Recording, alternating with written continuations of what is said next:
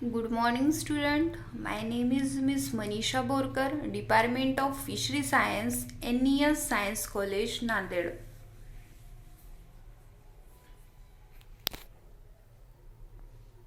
Now, today we will going to start here the theory paper second. The name of paper is Type Study of wallgo attu. It is commonly called as freshwater shark. Now today's we will see here the unit number 4th. The topic is internal ear, that is the membranous labyrinth. Here we will studying today the internal structure of the membranous labyrinth and the functions of the membranous labyrinth. Okay, we will know that seen here. These are the receptor organs which will be present in the fishes for the particular functions. Seen here the what is mean by the membranous labyrinth. Okay, the ear of fish is unlike the ear of higher vertebrates and has only the membranous labyrinth. Okay, these the internal ear of the fish will be like that the higher vertebrates and has only the membranous labyrinth. Okay, we will call the fish's ear, it's called as the membranous labyrinth, means that the membranous labyrinth is the internal ear of the fish. It is not only an organ of hearing but is also the main organ of equilibrium. Okay, which is not the organ of hearing the sound, this will be the organ of equilibrium of the fish. Hence it has been called the statoacoustic organ. Okay, because of that the equilibrium we will call as the statoacoustic organ. Further, the labyrinth and the lateral line organs originate from a common placode in the fish embryo, and the two have morphologically similar sensory cells. Okay, this will having the morphologically similar sensory cells. Seen here, what is the membranous labyrinth or the internal ear of the wallgo?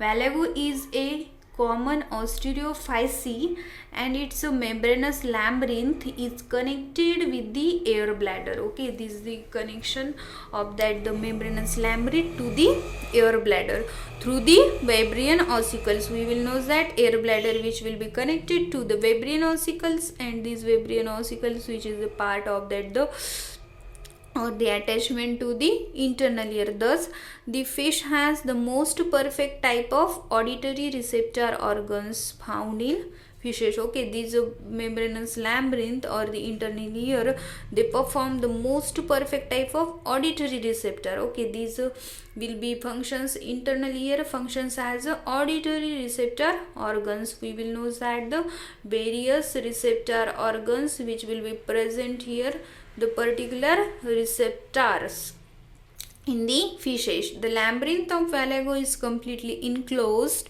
in the auditory capsule of the bony cranium. The auditory capsule is formed by the proatic, epitic, petrotic and the spinatic bones. Okay, these will be the auditory capsules which consisting these bones. Okay, this is the structure of that the membranous labyrinth of the wallgo attu. Okay, this will be the ear of the wallgo. Here there is the connection or the part of that the most important part of the fishes, that is the utriculus. Okay, in that the middle region there will be the utriculus is present here. Various ventral canal as well as the posterior canals is present here. In that the right side there is a anterior vertical canal is present, and that there will be the region of that the ampulla of anterior vertical canal as well as the ampulla of horizontal canal. Okay, in that middle region there is a sacculus is present, and here the externally which is a horizontal canal is present here. In that sacculus there will be the layer is present. In this there is a recess utriculi. In that the most region below that the vertical canal, there is the ampulla of a posterior vertical canal, and below that there is a ligina coelca is present here. Okay, this is the whole structure of that the membranous labyrinth of wallgo, seen here one by one. A vacuity in the anterior part of the epitic supports the posterior vertical semicircular canal of the labyrinth. Okay, we will see that the semicircular canal of the labyrinth. The bony capsule enclosing the labyrinth is filled with perilymph, and the labyrinth itself contains endolymph. Okay, this labyrinth which will contains the endolymph. The labyrinth does not open on the surface of the cranium through the endolymphatic duct as it does in a scoliodon. The labyrinth has usually two parts. Okay, these will be the two parts of the labyrinth, that is the parus superior and the parus inferior. Okay, parus superior having the utriculus and the semicircular canals with their ampullae, and the parus inferior having the sacculus and ligana complex, which will be the two parts of that the labyrinth. The utriculus is comparatively small and is nearly vertically placed in the middle of the auditory capsules. Okay, the parus inferior is a quite well developed, especially the sacculus, which covers a large area of the labyrinth between the ampullae of the horizontal and posterior vertical canals. The broad union of the sacculus and ligina, generally common in the sharks, is also seen in wallgo, the freshwater shark of India. Okay, the broad union of sacculus and ligina, which will generally present in that the shark, also seen in a wallgo of the freshwater shark.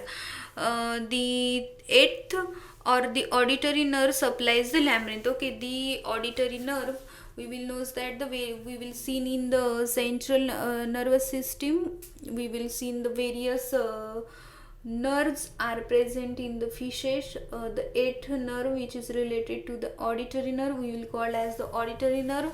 This stimulus to that the fish brain, this applies to the brain. Okay, the parus superior is supposed to the connected with orientation and equilibrium. Okay, the part of parus superior which will concern to the orientation and the equilibrium, while the parus inferior is mainly concerned with sound reception. Okay, the parus inferior to mainly concerned to the sound reception.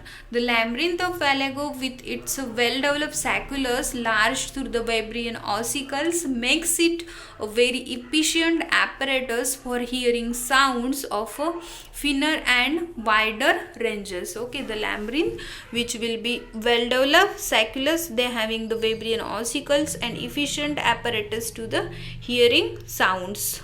Okay, this is the membranous labyrinth or the internal ear. Okay, we will see here the functions of membranous labyrinth or the internal ear of the wallgo. The labyrinth is also a receptor for gravity, pitch discrimination, angular acceleration, maintenance and regulation of muscles, tones and equilibrium. Okay, these labyrinth which will be used for the receptor for the gravity as well as the pitch discrimination, angular acceleration, then the maintenance and the regulation of the various muscles, tones and the equilibrium of the body to the fish. It is supposed that the otolith of the utriculus, the lapillus, works in a cooperation with the eye in response to the force of gravity to adjust the equilibrium. The sensory neuroma cells lie in ampullae of the semicircular canals, and the sensation is carried through the endolymph, filling the canals and ampullae, etc. The anterior and posterior canals, which will be respond to rotation along the longitudinal and transverse axis, while the horizontal canal responds to the vertical rotation. Okay, these are the functions of membranous labyrinth. They will be functions as the for the auditory organ, auditory receptor organ, that is the hearing of the sound, then as well as the various the gravities, gravital or the equilibrium to the fish body, then the angular acceleration, then the various discrimination of that the various organ. Okay, this will be the these will be the having the specific functions or the internal organ for the purpose of that the auditory receptor organs. Okay, we will see here's the structure and the functions of that the membranous labyrinth, that is the internal ear.